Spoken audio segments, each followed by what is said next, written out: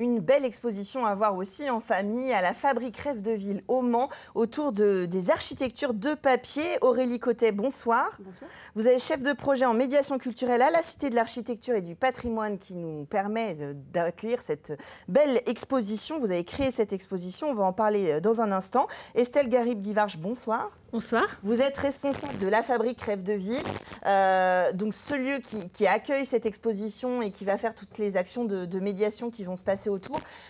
Qu'est-ce que c'est ce lieu au Mans et à quoi il sert? Alors la Fabrique Rêve de Ville est d'abord située boulevard Anatole France, au numéro 5, à proximité de l'île aux Planches, sur la rive droite, juste après le pont du juste à côté. Voilà, on n'est pas très loin d'ici d'ailleurs.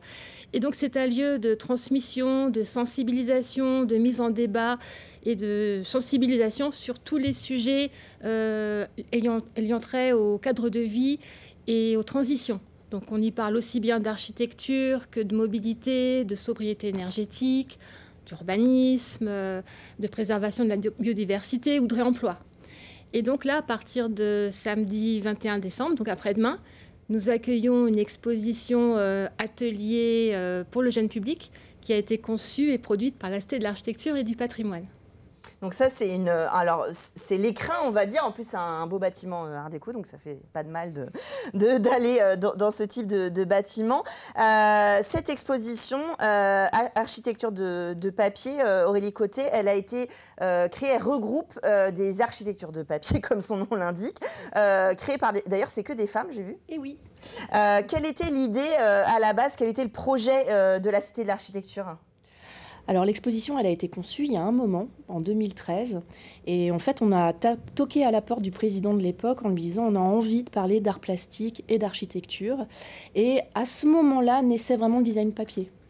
Et il y avait donc des ingénieurs papier, puisqu'on les appelle comme ça, qui commençaient à vraiment avoir, qui étaient plébiscités notamment par les marques de luxe. Oui, c'est ça. Alors j'allais dire, maintenant on les appelle comme ça, parce que le travail du papier a toujours existé, mais par contre la valorisation du papier dans des œuvres luxueuses, comme vous dites, notamment, c'est... Pour les vitrines, voilà. Donc, et donc on a commencé à regarder ce qui pouvait être attrayant pour nous, Cité de l'Architecture, et finalement on s'est rendu compte que la thématique de l'architecture, elle regroupait pas mal de jeunes artistes, ce qui nous a permis de mettre en avant différents types de techniques et de faire naître cette exposition de façon assez merveilleuse et de permettre ensuite qu'elle puisse voyager, puisqu'on a eu le go, voilà, en se disant achetons les œuvres et faisons-les voyager à travers la France pour sensibiliser à l'architecture les plus jeunes, les plus âgés bien sûr, par le biais des arts plastiques et de ce formidable médium qu'est le papier, qu'on pense souvent finalement fragile et sensible. Alors mais qui peut supporter de belles choses. Alors d'ailleurs, par exemple,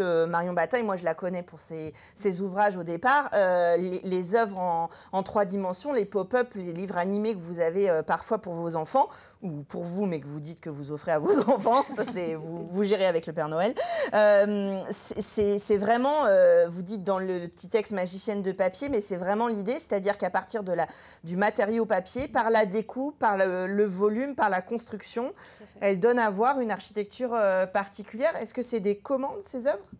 Alors, pour le coup, oui et non. C'est-à-dire qu'à la fois, elles pouvaient avoir, on va dire, dans leur grenier, des œuvres déjà réalisées pour des commandes précédentes, ce qui est le cas par exemple de Béatrice Coron, qui nous a vendu des œuvres, mais qu'elle avait déjà réalisées dans le cadre de commandes très particulières.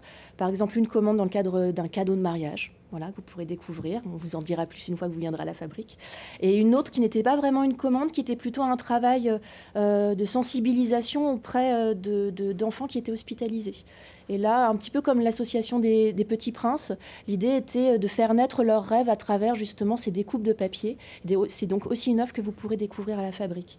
Et par ailleurs, il y a eu vraiment des commandes, notamment auprès de Ingrid Siliacus, qui fait de l'architecture origamique. Donc ça ressemble à du pop-up, mais il n'y a pas de colle. Et on lui a commandé le Palais de Chaillot, où la Cité de l'Architecture se trouve. Donc vous pourrez aussi découvrir du coup cette belle architecture qui venir peut-être à la Cité de l'Architecture par la suite. Voilà. C'est ça. Alors c'est vrai qu'on voit du coup des bâtiments connus. Hein. Il y a le Christer Building, il y a des choses qu'on voilà. Et après, à partir de là, il y a aussi des univers un peu plus oniriques. Oui. L'idée, c'est comme vous le disiez, alors peut-être de découvrir des bâtiments, d'avoir envie d'aller les voir ou pourquoi pas de réfléchir comment ils sont faits. Est-ce que la technique, la fragilité du papier, les pliages, etc., finalement rappelle la construction de l'architecture? Parce que je crois qu'à une époque, la maquette papier faisait partie du déroulé de la réflexion de l'architecte. Oui, tout à fait. Là, en l'occurrence, on fait un peu un pas de côté. C'est-à-dire que le titre architecture de papier fait référence, mais finalement, on montre l'architecture plus comme thématique que véritablement comme un travail de construction ou structurel à travers les œuvres qui sont exposées. Donc c'est davantage à la fois un travail narratif ou un travail de représentation à travers le papier. Il y a peut-être un travail qui se rapprocherait de la maquette papier en elle-même, qui est la proposition de Mathilde Nivet, où là, on a la reproduction de la bibliothèque de la Brouste à Paris, qui est la bibliothèque Sainte-Geneviève. Mais elle aussi fait un petit pas de côté, et il y a une petite surprise quand vous viendrez la voir, qui fait que la maquette s'illumine, et il y a plein de choses qui se passent à l'intérieur. Mais je n'en dis pas plus. Le papier permet ça aussi, évidemment, puisqu'il peut être transparent, puisqu'il peut être... on peut voir des choses à travers. En tout cas, cette manipulation du papier pour comprendre l'espace, elle fonctionne. C'est-à-dire que cette exposition fait office de médiation aussi, parce que justement, ça permet de comprendre l'idée du volume. Oui, complètement. C'est l'idée aussi de ce dispositif exposition atelier. C'est à la fois de rendre compte d'une thématique, là en l'occurrence c'est le design papier, comment le design papier peut traiter de l'architecture, accompagner aussi l'idée de construction à travers des techniques et permettre aux visiteurs d'essayer en fait ces techniques. Et donc c'est des techniques qui sont parfois très simples. Alors on ne fait pas d'origami à proprement dit, mais vous allez par contre essayer l'architecture origamique, donc pli, découpe, et avoir finalement un pop-up qui se déploie. Vous allez faire aussi un travail de maquette ou un travail de ciselure du papier, où là on va utiliser des petits ciseaux de broderie pour permettre de faire presque un silhouettage en fait d'une architecture, et ça va être adapté à tous les âges. On va pouvoir à la fois accueillir des enfants dans le cadre scolaires qui seront en élémentaire et qui finalement commencent à bien saisir la manipulation de la découpe après l'avoir bien appris à la maternelle. Et les adultes aussi qui vont se faire une joie en fait de pouvoir découvrir une technique qui généralement permet aussi une forme d'introspection. C'est des ateliers très calmes, que vous soyez adulte ou enfant. Et souvent, vous avez des personnes qui se révèlent aussi à travers cette découverte de la technique du pli, de la découpe. Et vous avez des choses extraordinaires qui en naissent, et on est même étonné de ce qu'on arrive à produire. Donc c'est assez fascinant. Ça donne envie, Estelle Garrigues-Guivarch, évidemment. Peut-être, pourquoi pas, une cathédrale, une muraille ou d'autres éléments de la Sarthe en volume. En tout cas, ces ateliers, c'est vraiment tout au long de janvier à mars, justement, selon les tranches d'âge. Alors, il va y avoir de la médiation avec les écoles, comme vous le disiez, mais on peut aussi, sur inscription, participer à un atelier en tant que particulier. Tout à fait. On a de nombreuses dates là à votre disposition, donc des samedis, des mardis, des vendredis, enfin il y en a pour tous les moments de la période, donc pour les publics à partir de 7 ans, accompagnés d'un adulte pour les plus jeunes. Et donc l'idée c'est à partir d'une visite de l'exposition de réaliser du pliage, du découpage, de réaliser sa petite ville imaginaire ou sa petite architecture de papier. Donc voilà, donc il y a un guide conférencier dans un premier temps qui fait de la médiation et on enchaîne sur l'atelier. C'est vraiment, pour le coup, l'activité au cœur de la fabrique. C'est vraiment votre mission, si je puis me permettre, de sensibiliser et puis de rendre actif tout citoyen qui passe la porte et qui découvre ces formes. Ça en fait partie, voilà. C'est explorer, manipuler, découvrir, expérimenter. Voilà, ça fait partie de notre vocation, effectivement. Après, c'est accessible. Alors, évidemment, il faut manier les ciseaux, etc. Mais là, je voyais que vous aviez, dans le cadre de la petite enfance, une journée pour les plus petits. C'est très onirique, ça a un côté esthétique aussi. On peut évidemment découvrir ces œuvres comme on irait voir n'importe quelle exposition. Complètement. Et j'espère en fait que les visiteurs vont prendre le temps en fait de les observer. C'est aussi cette invitation-là, prendre le temps de regarder les détails,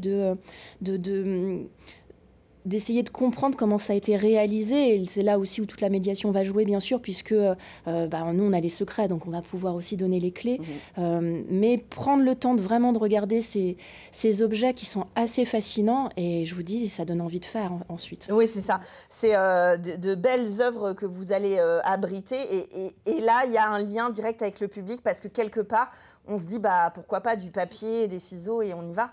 C'est vraiment dans notre objectif de sensibiliser en fait le plus grand nombre à l'architecture, à l'urbanisme, au paysage. Voilà, de dire par ce biais de type d'exposition, vous découvrez de beaux objets qui, on espère, vous toucheront. Mais en plus, vous allez pouvoir mettre la main à la pâte. Et en expérimentant, en fait, on comprend. Voilà, on apprend tellement mieux. C'est vraiment notre objectif. On comprend les faces, on comprend la surface, comme je le disais tout à l'heure, on comprend comment c'est construit. Et puis pourquoi pas, on découvre qu'on adore travailler avec le papier et on devient ingénieur papier pour faire des décors. Rien n'est impossible, on a le droit de bifurquer de l'architecture après l'exposition. Hein, Estelle, je ne veux pas m'avancer en sortant. En tout cas, c'est une belle exposition qui nous vient de la Cité de l'Architecture, architecture de papier. C'est jusqu'en mars, du coup. Jusqu'au 22 mars. Jusqu'au 22 mars. Vous pouvez y aller donc à partir de ce week-end. Une très belle sortie à faire en famille. Merci d'être venu nous présenter cette exposition sur le plateau.